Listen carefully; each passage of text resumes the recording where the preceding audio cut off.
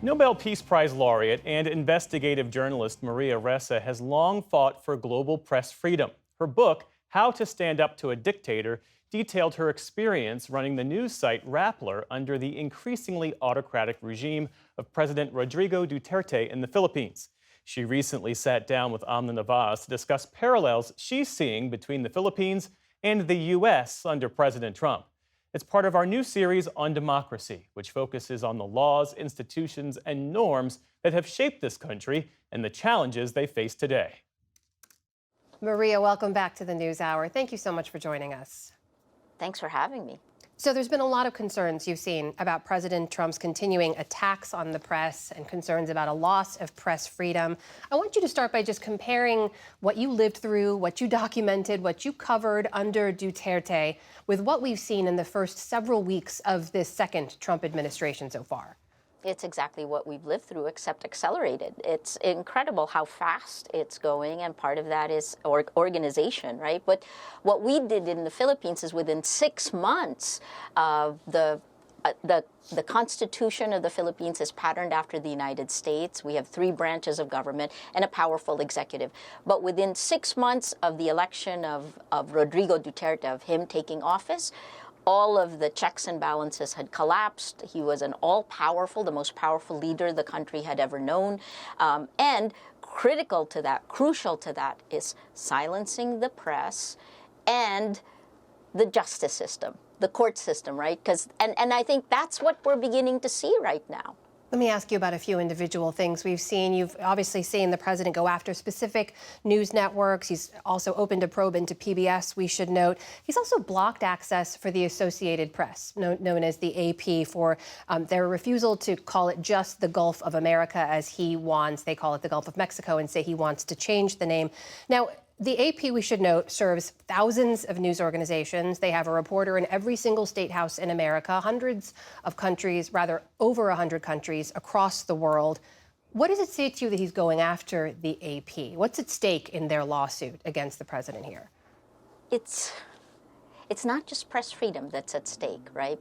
And again, let me ground it first in what happened in the Philippines. Our president then went after the largest newspaper, the largest television station, and then online, we were the largest. We were number 3. But go big, go fast, take them down quickly, make an example. I was the example of a journalist. I had, oh my gosh, a long career. I had headed the largest network in the Philippines after almost 20 years with CNN. And then when the charges came, so first social media, that tax came bottom up. You say a lie a million times, it becomes a fact. And it was that journalist equals criminal.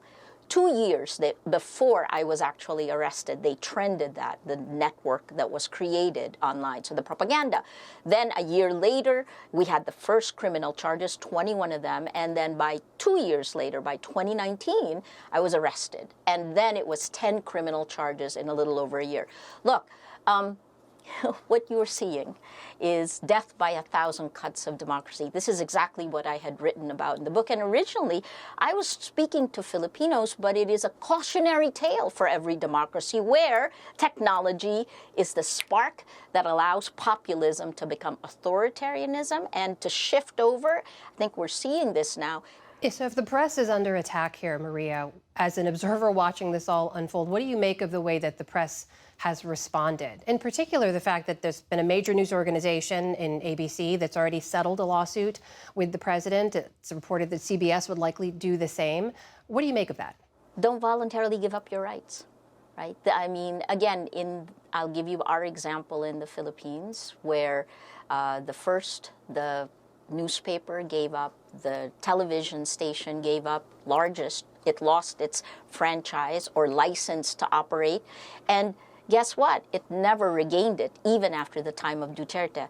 Little Rappler, with about 120 people, we stood up. And, it was difficult, it was frightening, but we're still here, right? A point in time when I faced over a century in jail, but I'm still here.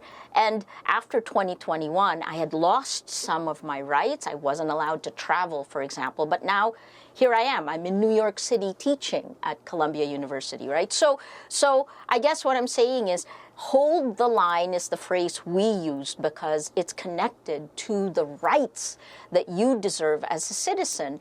And if you do not hold the line at this crucial moment, this is the moment when you are strongest. You will only get weaker over time. And it isn't just the journalists, because journalists are the front lines in this, but the question is to every single citizen in America. It's the question I threw in the book, How to Stand Up to a Dictator. And that question is simple. What are you willing to sacrifice for the truth? Because if you don't have facts, you cannot, and I've said this over and over since 2016, without facts, you can't have truth. Without truth, you can't have trust. Without these, we have no shared reality. You can't solve any problem, let alone existential ones like climate change. You can't have journalism. You can't have democracy. And in a system like that, only a dictatorship wins. Maria, you're drawing the comparisons here based on your lived experience, of course. But there are folks who will say, look, the U.S. is not the Philippines. Trump is not Duterte. Our democracy is not the same as the one that you lived in. What do you say to that? The idea that this is somehow immune, our system, from the same things that the Philippines fell prey to? I think I have two ways to respond to that. The first is, it isn't just the Philippines. There is a dictator's playbook, and you can look first at Russia.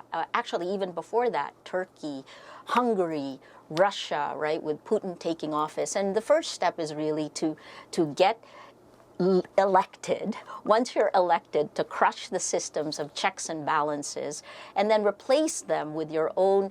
We're starting to call them the broligarchy because it's far more potent. The tech guys are more potent than just normal oligarchies. This is political largesse, political patronage. You have to decide the world you want to live in. You have to decide whether rule of law exists. You cannot normalize impunity.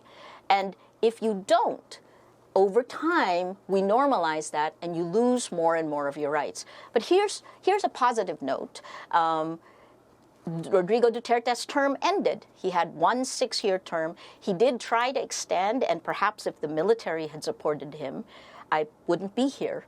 But we now have another president, and those 10 criminal cases that I've had, I've now won 8 of those 10, and 2 left. I still have to ask the Supreme Court for approval to travel, but we're here. It's alarming to see it happening all over again. We should point out, Maria, that the majority of Americans say they don't even trust the media right now, that we've seen a decline in that trust over years, and many people like to see the president go after the press in the way that he does. They will hear this conversation and say, good, I'm glad he's doing what he's doing. What has the independent press ever done for me? What would you say to them? The role of journalists in a country, in a democracy like the Philippines, like the United States, is to hold power to account. And I believe that is why, you're not going to have an influencer or a content creator stand up to a dictator. You're not going to have someone have a set of principles, of standards and ethics that actually pushes against their own self-interest. We're seeing all of these begin to fall, but here's the thing. Part of what triggered that is the technology, the public information ecosystem we live in.